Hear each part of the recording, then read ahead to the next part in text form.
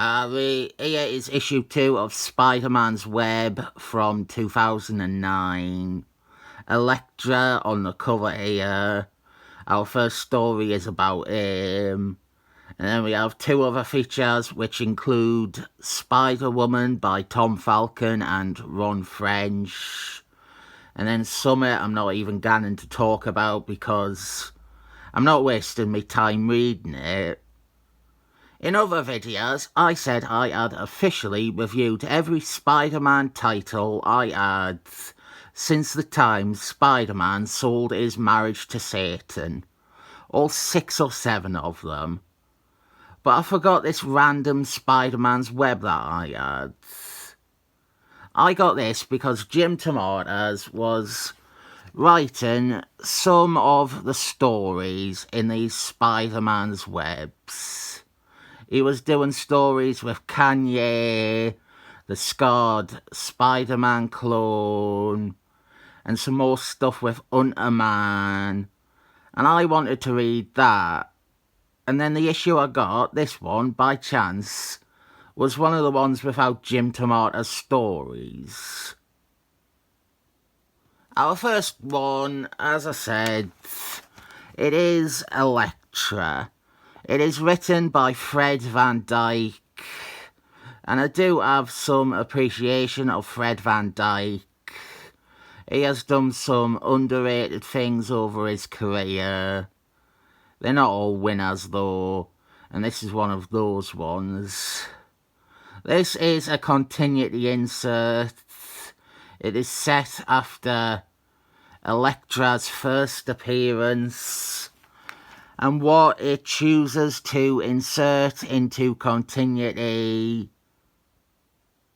well, I don't like it at all. First, we have the ubiquitous insertion of Robert Downton Abbey Jr. as an ever-present tech giant. Everything ever invented in the Marvel Universe became designed by Robert Downton Abbey Jr. And that seems especially shit for a continuity insert. Back then, it wasn't the case. Everything in this world was created by him. That is totally a conceit of this generation of writers. And then it was made even worse by the movies. When you get to the point where they are retconning Hulk's Gamma Bomb as being created by Robert Downton Abbey Jr., that is when we are entering the real shit territory. That was by Martin Quaid, by the way. That story with that retcon, it was written by Martin Quaid. Robert Downton Abbey Jr. made a suit of armour. I'm sure he can invent other gadgets, but inventing everything from transistors to staplers, it creates a small universe, and that really annoys me. One thing to clear up is that the last time I talked about Electro, I think it was in Spider-Man Team Up 56. Now that is a good story. Electro and Captain Cold team up against Spider-Man and Daredevil. Heavily recommend that one. In that video, I said Electro doesn't use his powers to their maximum potential. And that it doesn't make much sense because he would have some knowledge because he is an electrician. And someone corrected me that he was only a line repairman, so it was likely that Electro didn't realise the full scope of what he could do. I would like to say that I think this is what made me think of Electro having some actual expertise in electricity. And now, having pinpointed the exact comic that is responsible for making me think that, I am happy to say this is bullshit. Here is some more bullshit. Electra is trying to siphon off all the electricity that he can because it is a kick to him. It is like an eye. And then he sees a blurred figure running around, and it's the Flash. And like all bad continuity inserts, this story isn't to flesh out Elektra's backstory or history at all. It's simply to crowbar in a meeting with some major characters who absolutely do not need to be inserted into his history. And come to think of it, neither does Elektra need inserting into theirs. It is Mr. Magnets and the evil brotherhood of evil muties of evil. They have come to recruit Elektra. And the idea could, or should be, that they are curious as to whether or not Elektra is a mutie. But that isn't it at all. Mr. Magnet already knows Elektra isn't a mutie, but he still tries to recruit him for his team. And this is a totally pointless, inconsequential insert. I really don't see any reason for this to have happened or to need telling. Then we have Spider-Woman. This was towards the end of Spider-Woman. After 10 years of publishing this out-of-continuity story about Spider-Man's daughter, Marvel spent the last few years trying to sandbag and sideline it because it had Peter Parker happily married to Mary James, with a daughter and with a son, and Marvel hated that. Not long after this, they got rid of it altogether. One problem anyone will have with this story is that it is coming right at the end. And there is so much continuity from this out-of-continuity series that has built up over the decade of stories. For those that don't know, there is an alternative universe at Marvel called the McTwo universe.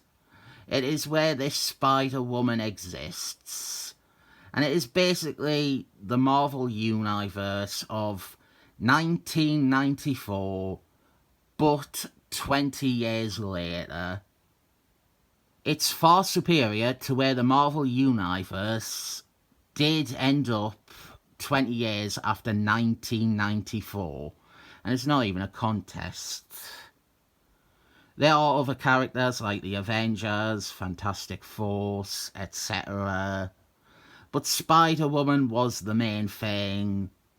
Her first series lasted 100 issues, famously the longest running female-led solo title ever published by Marvel Comics.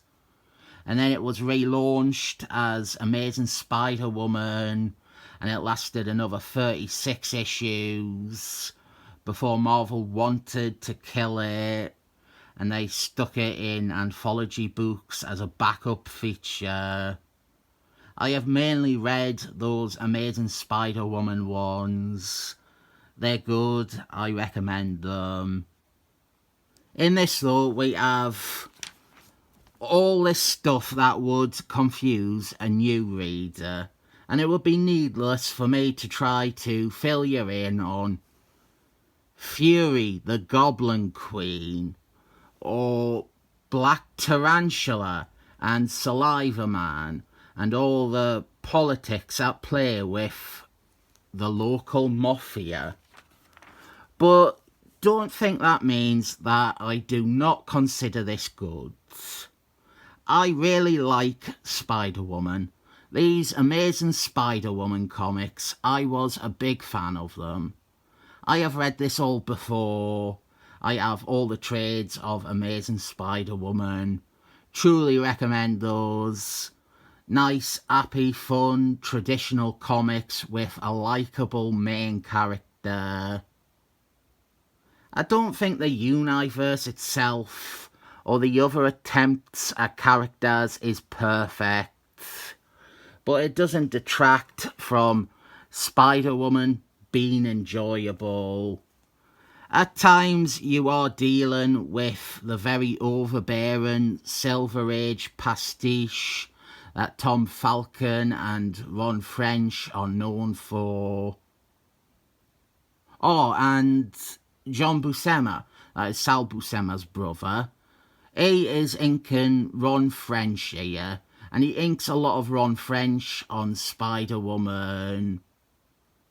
And I want to get to this page here because my boy Dark Devil is here. Dark Devil was a supporting character in Spider-Woman, and I really like Dark Devil in spite of his horrendous backstory. Dark Devil and Kanye, they fight Fury, the Goblin Queen here. And when it comes to Kanye, I never did get to read those Jim Tomatoes stories.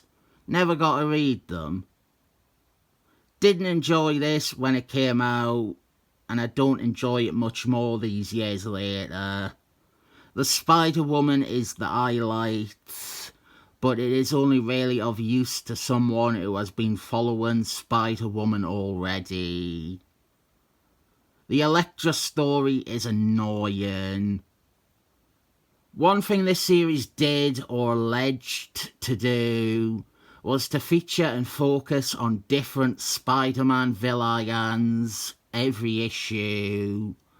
They did Mysterium, Lizard Man, Birdman, Dan Slott, and others. Based on this, they do not spotlight these villains in any good way. What we have here with Electra, it could have been an opportunity to develop him as a character, but it resorted to easy fan baiting with a nonsensical guest appearance of excellent main characters.